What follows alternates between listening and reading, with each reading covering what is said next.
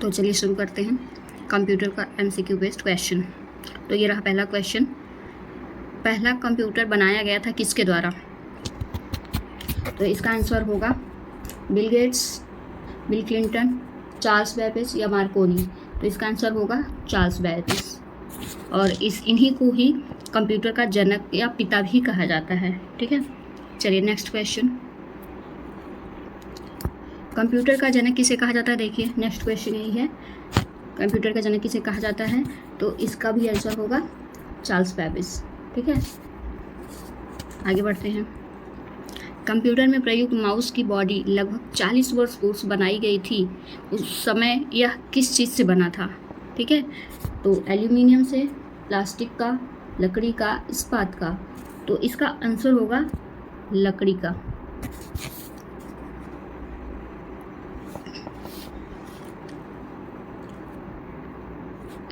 Next question.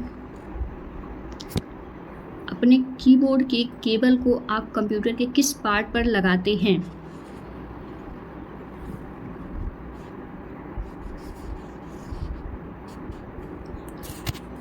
VGA port पर, ethane port पर, USB port पर या सैप पेड्रो पोर्ट पर? तो इसका आंसर होगा USB पोर्ट पर। ठीक है,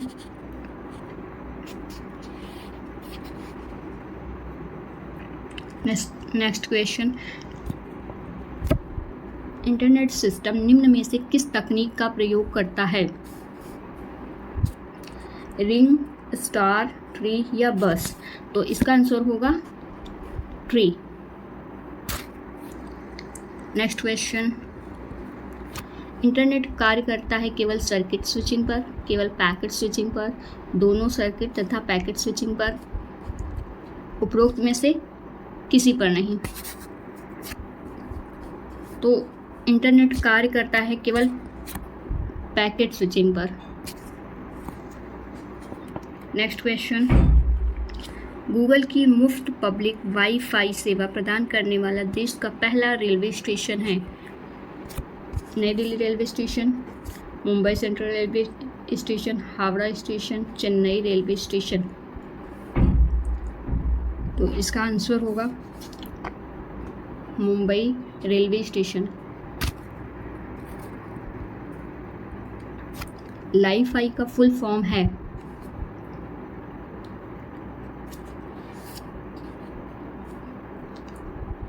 light Fidelity, light combat, light fry, local focus? तो लाईफाई का फुल फॉर्म होगा लाइट फिडेलिटी। लाईफाई के संबंध में निम्नलिखित में से कौन सा कथन सही नहीं है? क्वेश्चन पे ध्यान दीजिएगा, इसमें पूछा है लाईफाई के संबंध में निम्नलिखित में से कौन सा कथन सही नहीं है? लाईफाई का विस्तृत रूप है लाइट फिडेलिटी। भारत में लाईफाई का सफल परीक्षण 29 जनवरी 2018 को सूचना प्रसारण मंत्रालय ने किया था। यहाँ पे मिसप्रिंट हुआ है टाइपिंग में। लाईफाई आए द्वारा 10 GB सेकंड डाटा को 1 किलोमीटर की परिधि में भेजा जा सकता है।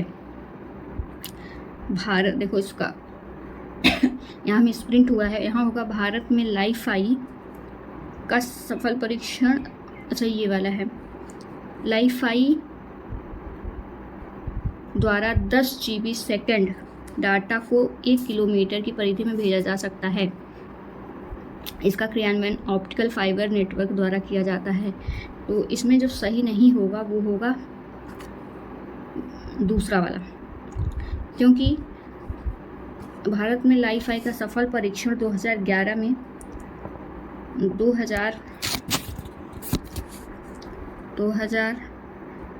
में भौतिक विज्ञानी हेराल्ड हास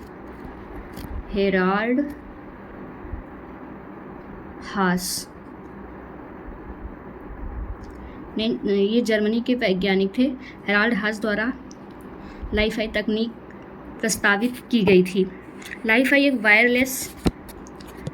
वायरलेस ऑप्टिकल नेटवर्किंग तकनीक है जिससे डेटा के संचरण के लिए प्रकाश उत्सर्जक डायोड का उपयोग किया जाता है। लाईफाई का पूर्ण रूप लाइट फिडेलिटी है। ये इसमें दिया ही हुआ है। ठीक है, नेक्स्ट क्वेश्चन। कंप्यूटर व्यवस्था जो जोड़ती है तथा विभिन्न देशों में से सूचना संकलित कर सैटेलाइट द्वारा विश्व में पहुंचती है, उसे क्या कहते हैं?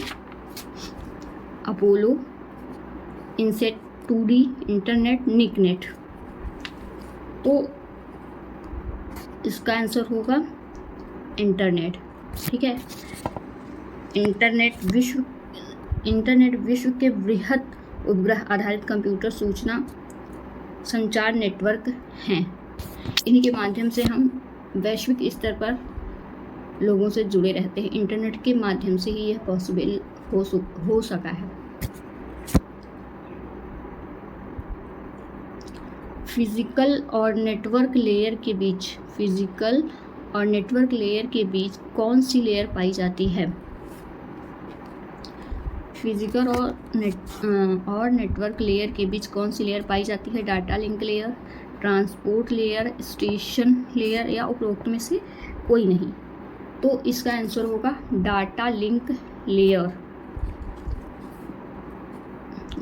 लेयर। Next question. तलाश क्या है? एक नौसैनिक वायुयान, एक हाल ही में विकसित प्रक्षेपास्त्र, इंटरनेट पर एक मल्टीमीडिया पोर्टल, एक optical character recognition OCR, Devanagari में सॉफ्टवेयर सीडाइक द्वारा संचालित एक कम मूल्य वाला PC आधारित सुपर कंप्यूटर। तो इसका आंसर होगा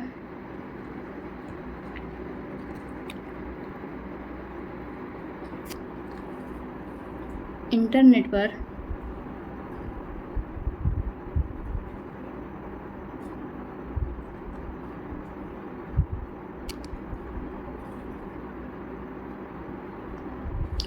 ये थर्ड वाला इसका आंसर होगा एक optical character recognition OCR, Devanagari में सॉफ्टवेयर सीडाइक द्वारा संचालित। तलाश इंटरनेट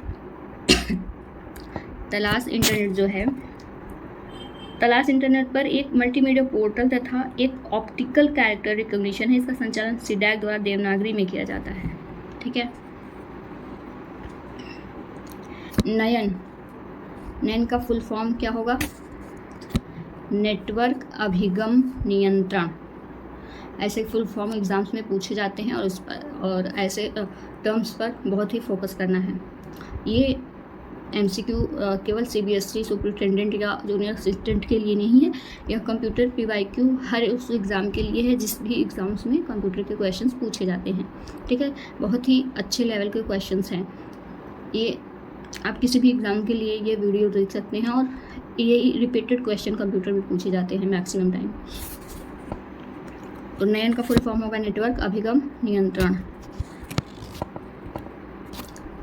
साइबर आक्रमण तथा आंकड़ों की चोरी के डर से बचने के हेतु centre for development of advanced computing ने एक नए सॉफ्टवेयर का विकास किया है जिसे कहते हैं नयन। यही जो आप अभी हमने पढ़ा वही है ये। साइबर आक्रमण तथा आंकड़ों की चोरी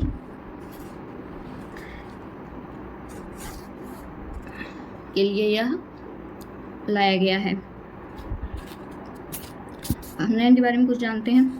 देखिए, नयन को पहली बात तो आपको फुल फॉर्म याद रखना है, नेटवर्क अभिगम नियंत्रण। सीडाइक द्वारा विकसित यह एक सॉफ्टवेयर है। ठीक है, और साइबर आक्रमण और इसका उपयोग साइबर आक्रमण एवं डाटा चोरी जैसी घटनाओं से बचने के लिए इसका विकास किया गया है। ठीक है, नेक्स्ट। भारत के सर्वप्रथम स्वदेशी विकसित कंप्यूटर का नाम है। सबसे पहले जो कंप्यूटर भारत में बनाया गया था स्वदेशी रूप से, उसका नाम क्या है? गति, धर्म, शक्ति या परम? तो इसका आंसर होगा परम। परम जो है पूरे स्थित सीडाइक द्वारा डिजाइन एक विकसित किए गए भारतीय सुपर कंप्यूटर की एक श्रृंखला है। ठीक है, इस श्रृंखला की वर्तमान में जो तीव्रतम परम सिद्धि, परम सिद्धि AI है। ठीक, नेक्स्ट क्वेश्चन, निम्नलिखित में से कौन सी भाभा परमाणु अनुसंधान केंद्र द्वारा विकसित सुपर कंप्यूटर परियोजना है? परम, पदम, चिप्स, फ्लो सल्वर, मार्क, अनुपम। तो इसमें इसमें 5 ऑप्शंस हैं, तो इसमें से हमें चुनना है। खैर, आंसर से मतलब है, निम्नलिखित में कौन सी भाभा परमाणु अनुसंधान केंद्र द्वारा विकसित सुपर कंप्यूटर परियोजना है? तो वह होगा अनुपम। सही आंसर हमारा होगा अनुपम।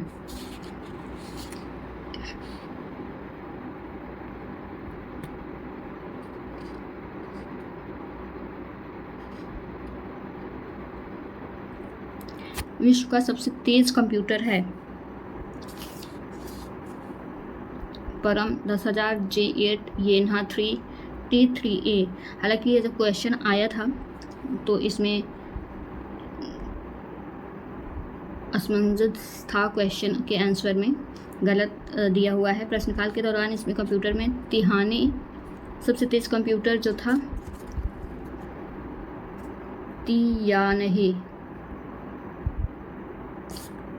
था, जबकि वर्तमान में विश्व का सबसे तेज कंप्यूटर USA का जो है फ्रंटियर है। अभी वर्तमान में USA का फ्रंटियर है। 2023, 24, 25। ठीक, next question, super computer magic cube किसके द्वारा बनाया गया था? सुपर कंप्यूटर मैजिक क्यूब किसके द्वारा बनाया गया था? USA द्वारा, चीन द्वारा, जर्मनी द्वारा, जापान द्वारा। तो इसका आंसर होगा चीन द्वारा मैजिक क्यूब बनाया गया था। आइए इसके बारे में कुछ जानते हैं। मैजिक क्यूब जिसे चीन ने बनाया था, इससे कंप्यूटर की सहायता से हजारों वर्ष बाद, इसे कंप्यूटर के माध्यम से हजारों वर्ष बाद पृथ्वी के मौसम बदलाव की गणना की जा सकती है। अर्थात इस कंप्यूटर की सहायता से सैकड़ों हजारों वर्ष बाद बादल किस प्रकार बनेंगे और मौसम परिवर्तन का क्रम किस प्रकार का होगा आदि गणनाएं वर्तमान में की जा सकती हैं। ठीक है, कितना काम का है ये। सुपर कंप्यूटर मैजिक क्यूब किसके द्वारा बनाया गया है? रिपीटेड क्वेश्चन है, तो चीन द्वारा। सॉरी, क्वेश्चन का नंबर रिपीट हो गया है। Y2K की समस्या का संबंध है? Y2K समस्या का संबंध है, किससे संबंध है? कंप्यूटर वायरस से, कंप्यूटर एकरूपता लाने हेतु शून्यता से, कार्यप्रणाली के अनुभव के आधार पर क्रियान्वयन। तो इसका संबंध किससे है? शून्यता से। आइए इसके बारे में कुछ थोड़ा सा और जानने का प्रयास करते हैं। तो Y2K समस्या क्या थी? तो यह सन 2000 के आगमन से पूर्व यह दहशत विद्यमान थी कि इस सन के आखिरी दोनों शब्द शून्य हैं, इसलिए यही कंप्यूटरों की कार्यप्रणाली न प्रभावित हो जाए। इस समस्या के निदान में भारी व्यय की आशंका व्यक्त की गई थी। इसे ही Y2K समस्या के नाम से जाना जाता है। ठीक है, कौन मस्तिष्क के कार्य प्रणाली की नकल करने वाला सबसे छोटा और सबसे तीव्र गति का कंप्यूटर होगा? परम 10,000, super computer, IBM chips, quantum computer. तो मस्तिष्क के कार्य प्रणाली की नकल करने वाला सबसे छोटा और सबसे तीव्र गति का कंप्यूटर होगा quantum computer. Next question,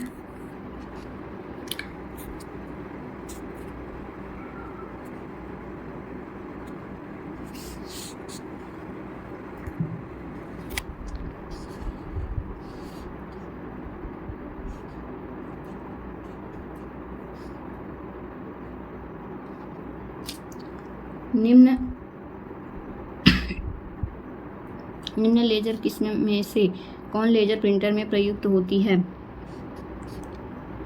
die रंग laser, semiconductor laser, excimer laser और गैस लेज़र। तो निम्न लेज़र किस्मों में से कौन लेज़र प्रिंटर में प्रयुक्त होती है? तो वो है semiconductor laser. Daisy wheel printer का प्रकार है लेज़र, डॉट मैट्रिक्स, मैनुअल और इम्पैक्ट। तो डेजी व्हील प्रिंटर का प्रकार है impact. Dot matrix printer, Daisy wheel printer, line printer इत्यादि समघात मुद्रण यंत्रों की श्रेणी में आते हैं। नेक्स्ट क्वेश्चन, निम्नलिखित में से कौन सा WW का सही रूप है? Window world wide web networking, window world wide web. तो इसका आंसर होगा, सब जानते हैं, वर्ल्ड वाइड वेब।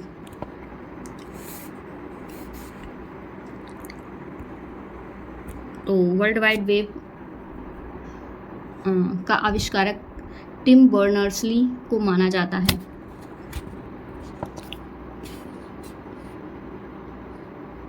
जो कि 1889 में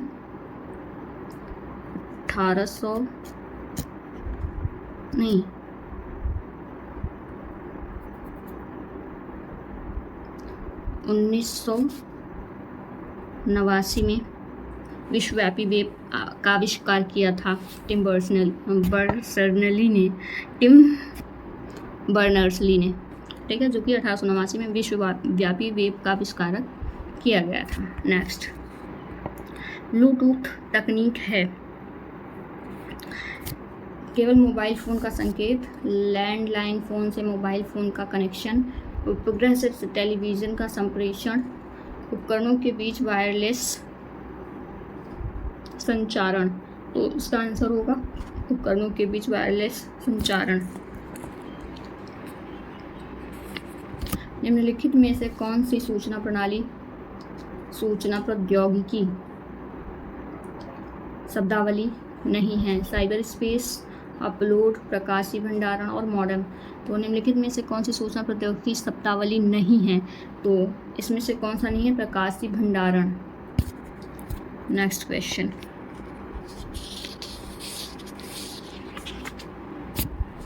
निम्नलिखित में से कौन सा सूचना प्रौद्योगिकी शब्दावली का भाग है?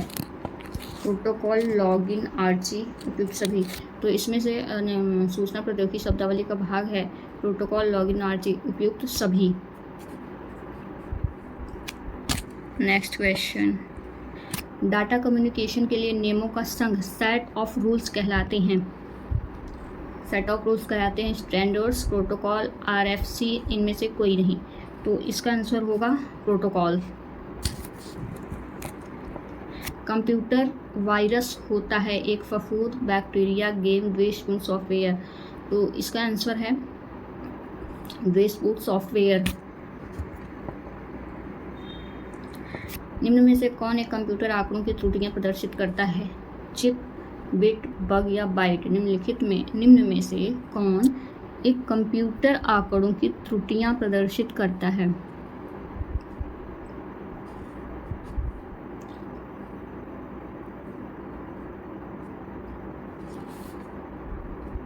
तो इसका आंसर होगा बग। तो कंप्यूटर आंकड़ों की त्रुटियां प्रदर्शित करता है बग।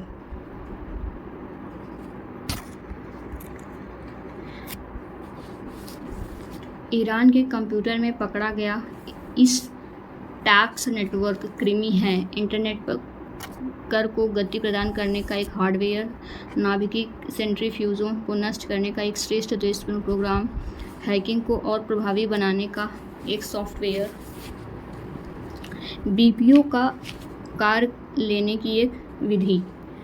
तो इसका आंसर होगा दूसरा, नाभिकीय सेंट्रीफ्यूजों को नष्ट करने का एक द्वेषपूर्ण प्रोग्राम। इसमें स्टक्सनेट नेटवर्क एक ऐसा कंप्यूटर वर्म या द्वेषपूर्ण प्रोग्राम है जिसका ईरान के परमाणु प्रतिष्ठानों पर किए गए साइबर हमले में इस्तेमाल किया गया था। ईरान के बुशेहर परमाणु रिएक्टर के कंप्यूटरों में स्टक्सनेट वर्म पाए गए थे। ठीक है,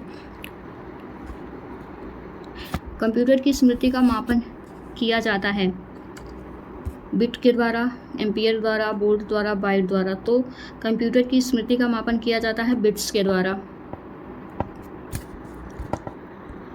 कंप्यूटर में शब्द की लंबाई मापी जाती है मीटर में, मिलीमीटर में, बाइट में या बिट्स में। तो कंप्यूटर में शब्द की लंबाई मापी जाती है बिट्स में। बिट निम्न में से किसका छोटा रूप है?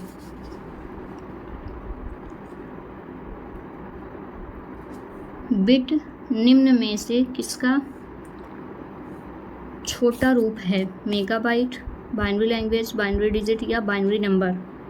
तो इस या बाइनरी डिजिट का छोटा बिट बाइनरी डिजिट का छोटा रूप है।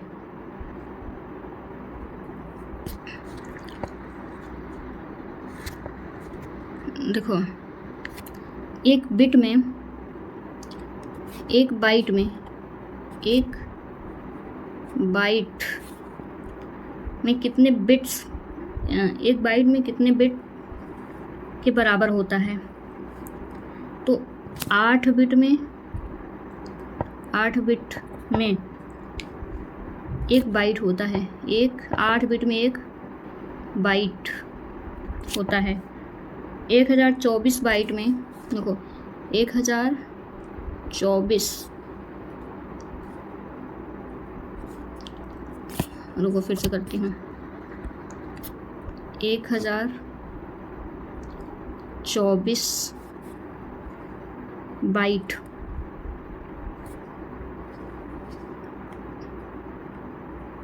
बाइट में 1 किलो बाइट होता है। 1 किलो बाइट होता है।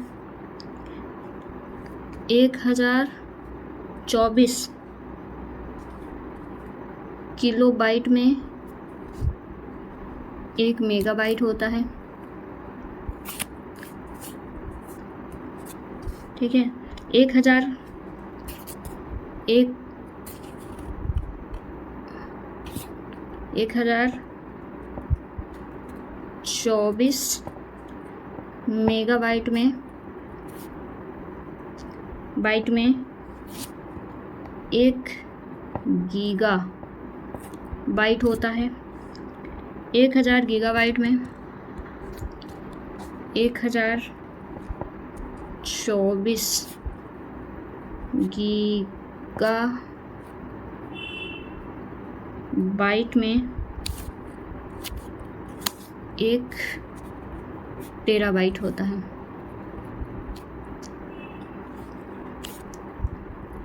और ये तो बता दिया मैंने। 8 बिट में, 8 बिट को 1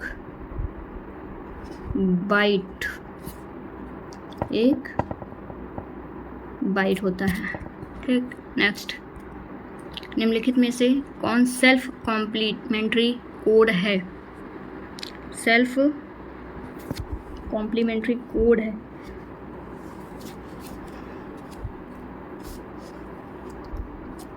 और 84 किस code, 52, 11 code, grey code, binary code.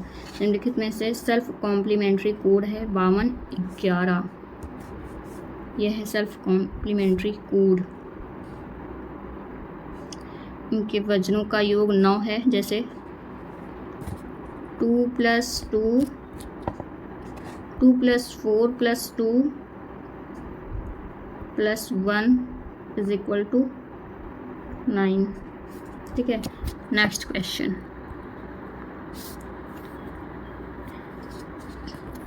Computer hardware जो आंकड़ों की बहुत अधिक मात्रा का भंडारण कर सकता है कहलाता है? चुंबकीय टेप, डिस्क ए और बी दोनों। तो इसका आंसर होगा चुंबकीय टेप और डिस्क ए और बी दोनों। इंडेक्स हॉल संबंधित है हार्ड डिस्क से। इंडेक्स हॉल संबंधित है हार्ड डिस्क से, फ्लॉपी डिस्क से, प्रिंटर से, सीपीयू से। तो इसका आंसर होगा फ्लॉपी डिस्क से। कंप्यूटर के बेसिक फंक्शन को कौन प्रोग्राम नियंत्रित करता है? Operating system, motherboard, hardware, drive, CPU. तो कंप्यूटर के बेसिक फंक्शन को कौन प्रोग्राम नियंत्रित करता है? तो ऑपरेटिंग सिस्टम। कंप्यूटर का सबसे महत्वपूर्ण भाग है कीबोर्ड, सीपीयू, डिस्क और प्रिंटर। तो इसका सबसे महत्वपूर्ण भाग है सीपीयू। सीपीयू का फुल फॉर्म भी पूछा जाता है। तो सीपीयू का फुल फॉर्म क्या होगा? Central processing unit. Word document, video या MP3 किसी प्रकार का है? फोल्डर, टेम्पलेट, फाइल या आइकन? तो ये होगा फाइल। आधुनिक कंप्यूटर का लघु रूप कारण संभव हो सका है। आधुनिक कंप्यूटर का लघु रूप कारण संभव हो सका है। ट्रांजिस्टर, समकालिक परिपथ, चिप्स, नैनो पदार्थ या अति संचालक। तो इसका आंसर होगा समाकलित परिपथ चिप्स के माध्यम से। समाकलित परिपथ चिप्स के माध्यम से। इसके माध्यम से इंटीग्रेटेड सर्किट एक सूक्ष्म इलेक्ट्रॉनिक सर्किट है जिसके माध्यम से कंप्यूटर का लघु रूपकरण संभव हो सका है। संगठन में प्रयुक्त आईपी चिप निम्नलिखित में से बनाए जाते हैं? पर्ण से, क्रोमियम से, सिलिकॉन से, स्वर्ण से। तो संगठन में प्रयुक्त आईपी चिप निम्नलिखित में से बनाए जाते हैं किसके द्वारा? तो सिलिकॉन से। निम्नलिखित में से कौन एक नवीनतम पदार्थ है जो कंप्यूटर चिप्स के उत्पादन में प्रयुक्त हो रहा है?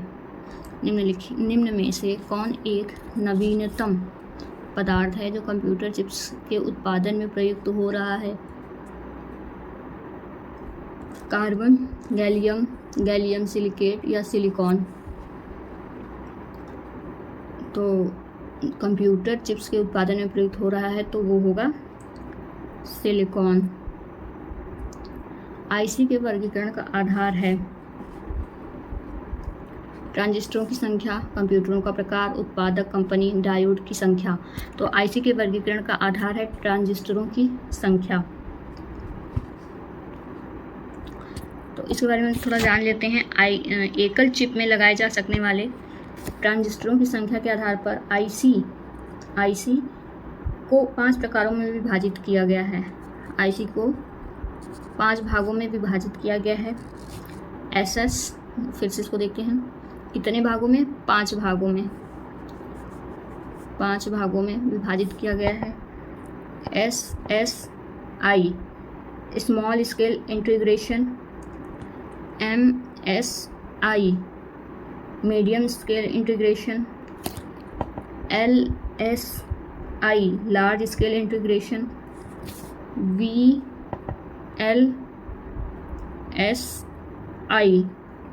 Very large scale integration, ULSI ultra large scale integration.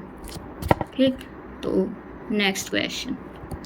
वह युक्ति जिसके द्वारा आंकड़ों को टेलीफोन के माध्यम से बाइनरी सिग्नलों की सहायता से भेजा जाता है कहलाता है? क्या कहलाता है? Modem, monitor, mouse, OCR। वह युक्ति जिसके द्वारा आंकड़ों को टेलीफोन के माध्यम से बाइनरी सिग्नलों की सहायता से भेजा जाता है कहलाता है मॉडेम। मॉडेम का फुल फॉर्म क्या है? ये भी बहुत पूछा जाता है एग्जाम्स में। मॉड्यूलेटर या डी मॉड्यूलेटर? मॉड्यूलेटर या डी मॉड्यूलेटर। कंप्यूटर की स्थायी स्मृति को क्या कहते हैं? रैम, रोम, CPU या CD-ROM? तो इसका आंसर होगा रोम, रीड ओनली मेमोरी। इसका भी फुल फॉर्म कई बार पूछा जाता है, रिपीटेड क्वेश्चन है ये। रोम यह कंप्यूटर की स्थायी मेमोरी है या स्मृति है। इसका फुल फॉर्म है रीड ओनली मेमोरी। रैम का फुल फॉर्म है रैंडम एक्सेस मेमोरी। देखो, रीड ओनली मेमोरी का कार्य है कंप्यूटर के बंद होने पर भी रोम में सूचनाएं संग्रहित रहती हैं, नष्ट नहीं होती हैं, अतः यह कंप्यूटर की स्थायी स्मृति है। और रैम के बारे में, रैंडम एक्सेस मेमोरी। तो रैम का पूर्ण रूप है रैंडम एक्सेस मेमोरी। यह अस्थायी स्मृति है। यह तभी तक काम करती है जब तक कंप्यूटर कार्यशील, जब तक चलता रहता है। कंप्यूटर को बंद करने पर रैम में संग्रहित सभी सूचनाएं समाप्त हो जाती हैं।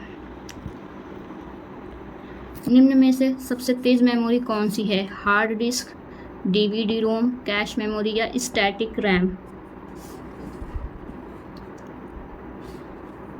तो इसका आंसर क्या होगा? सबसे तेज मेमोरी कौन सी है? Cache memory.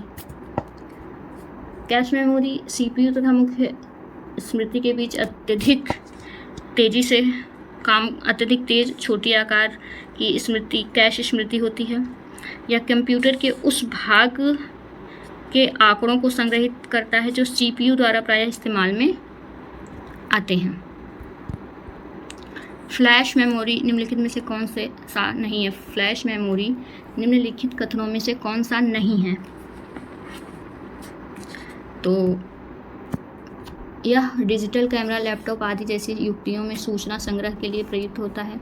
यह विस्तृत ताप में कार्य कर सकता है। यह सामान्य यांत्रिक डिस्क ड्राइव से अत्यधिक सस्ता है। यह काम शक्ति का उपभोग करता है, बिना विद्युत ऊर्जा के भी बनी रहती है। तो इसका फ्लैश मेमोरी का आंसर होगा। इसमें से जो नहीं पूछा है, क्योंकि इसमें नहीं पूछा है, तो इसका आंसर होगा सी। यह सामान्य यांत्रिक डिस्क ड्राइव से अत्यधिक सस्ता है। ये वाला आंसर नहीं होगा, बाकी सब होगा। या डिजिटल कैमरा, लैपटॉप आदि जैसी युक्तियों में सूचना संग्रह के लिए प्रयुक्त होता है। या विस्तृत ताप में कार्य कर सकता है। या काम शक्ति का उपभोग करता है, बिना विद्युत ऊर्जा के भी यह बनी रहती है। ठीक है।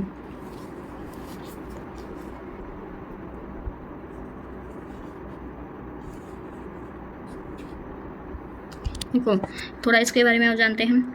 हार्ड ड्राइव की अपेक्षा, जो हार्ड ड्राइव होते हैं उसकी अपेक्षा फ्लैश मेमोरी को बहुत ही कम विद्युत ऊर्जा की आवश्यकता होती है। अगर प्रति यूनिट स्टोरेज के संदर्भ में तुलना की जाए तो फ्लैश ड्राइव सामान्यतः हार्ड डिस्क से महंगी होती है। नेक्स्ट क्वेश्चन, निम्नलिखित में से कौन सी वैज्ञानिक कंप्यूटर भाषा है? तो कौन सी है? बेसिक, कोबोल, फोर्ट्रॉन या पास्कल?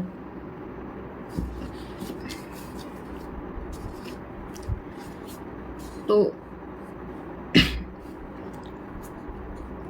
निम्नलिखित में से कौन सी वैज्ञानिक कंप्यूटर भाषा है? तो इसका आंसर होगा फोर्ट्रॉन। तो इसमें ये भी एक बिजनेस लैंग्वेज है। इसका फुल फॉर्म क्या है? Common business oriented language. और फोर्ट्रॉन का है फॉर्मूला ट्रांसलेशन। फॉर्मूला ट्रांसलेशन, यह फोर्ट्रॉन का संक्षिप्त रूप है। फोर्ट्रॉन फॉर्मूला ट्रांसलेशन कंप्यूटर की इस उच्च स्तरीय वैज्ञानिक भाषा का विकास IBM कंपनी ने, इसका विकास किसने किया था? IBM कंपनी ने किया था। ठीक है।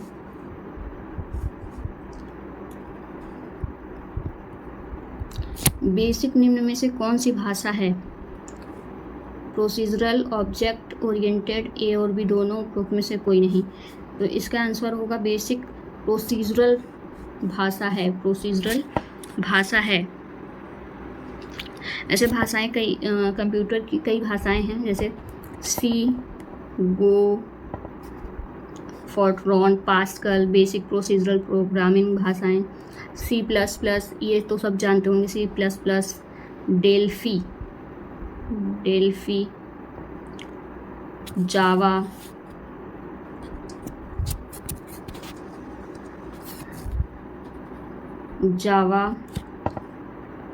उसके बाद C#, पाइथन, PHP आदि ऑब्जेक्ट ओरिएंटेड भाषाएं हैं। 50 असेंबलर का कार्य है बेसिक भाषा को यंत्र भाषा में परिवर्तित करना, उचित तरीके भाषा को यंत्र भाषा में परिवर्तित करना, असेंबली भाषा में लिखे प्रोग्राम को मशीनी भाषा में रूपांतरित करना। तो इसका आंसर होगा असेंबली भाषा में लिखे प्रोग्राम को मशीनी भाषा में रूपांतरित करना। ठीक है। नेक्स्ट क्वेश्चन, बिब्लियोमेट्री क्या है? बिब्लियोमेट्री क्या है? सूचना पुस्तकालय नेटवर्क का कार्य, सूचना प्रबंधन उपकरण, पुस्तकालय सेवा, सूचना प्रबंधन सेवा। तो इसका बिब्लियोमेट्री है एक सूचना प्रबंधन उपकरण। इसका आंसर होगा ये सूचना प्रबंधन उपकरण। नेक्स्ट क्वेश्चन, सूचना प्रौद्योगिकी की शब्दावली जिसे उपयोगकर्ता ईमेल का पता याद करने के लिए प्रयुक्त करते हैं वह है। सूचना प्रौद्योगिकी की शब्दावली जिसे उपयोगकर्ता ईमेल का पता याद करने के लिए प्रयुक्त करते हैं वह है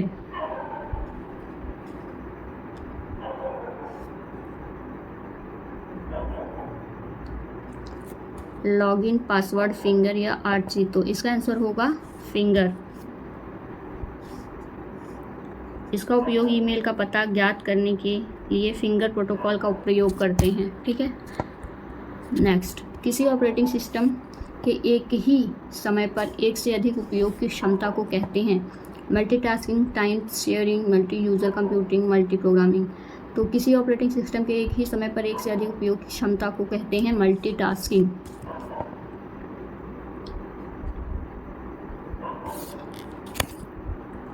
नेक्स्ट, किस प्रकार की डिजिटल फाइल ईमेल से संबंध हो सकती है? संगीत, डॉक्यूमेंट, फोटो, उपरोक्त सभी। तो इसका आंसर होगा उपरोक्त सभी। संगीत, डॉक्यूमेंट, फोटो सभी संबद्ध हो सकती है। और भी ईमेल से जो संबद्ध हो सकती है वो है MP3 आदि, ऑडियो, वीडियो, ठीक, JPG फॉर्म की, text, video, digital file, email, सभी इससे संबद्ध हो सकती हैं। नेक्स्ट क्वेश्चन, सिम का फुल फॉर्म है subscribers identity module, subscribers identity machine, self identity machine, self identity module. तो इसका आंसर है subscribers identity module, subscribers identity module. Next, ICT का फुल फॉर्म है information and computer technology, information and communication technology, information code technical, integrated circuit technology. तो इसका answer है information and communication technology. ICT का full form है information and communication technology. Next question, ATM का full form है automated transaction machine, automated transfer machine और automated teller machine, advance transaction machine. तो इसका आंसर है automated teller machine. SkyDrive निम्नलिखित में से किस कंपनी की क्लाउड कंप्यूटिंग सेवा का नाम है? वोडाफोन, BSNL, माइक्रोसॉफ्ट और इनमें से कोई नहीं। तो इसका आंसर है स्काई ड्राइव निम्नलिखित में से किस कंपनी का क्लाउड कंप्यूटिंग सेवा का नाम है? तो उसका नाम है माइक्रोसॉफ्ट।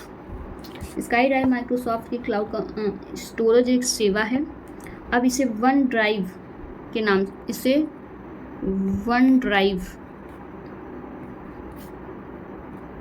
से जाना जाता है। स्काई ड्राइव को अब वर्तमान में वन ड्राइव के नाम से जाना जाता है।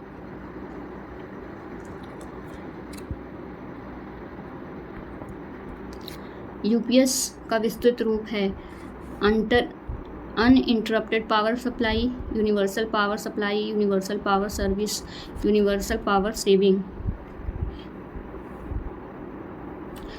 UPS है अनइंटरप्टेड पावर सप्लाई। इसका आंसर होगा अनइंटरप्टेड पावर सप्लाई। इसके बारे में थोड़ा जान लेते हैं। UPS का विस्तृत रूप तो ये है अनइंटरप्टेड पावर सप्लाई। यह एक हार्डवेयर डिवाइस है। यह एक हार्डवेयर डिवाइस है, ठीक, जो कंप्यूटरों को आवश्यक विद्युत आपूर्ति पावर सप्लाई बनाए रखता है ताकि अचानक विद्युत कटौती होने पर सही तरीके से कंप्यूटर को शट डाउन किया जा सके। कंप्यूटर साक्षरता दिवस मनाया जाता है कब? 16 अगस्त, 2 दिसंबर, 5 जून को, 24 अक्टूबर को। कंप्यूटर साक्षरता दिवस या संगणक साक्षरता दिवस कब मनाया जाता है? तो यह मनाया जाता है 2 दिसंबर को।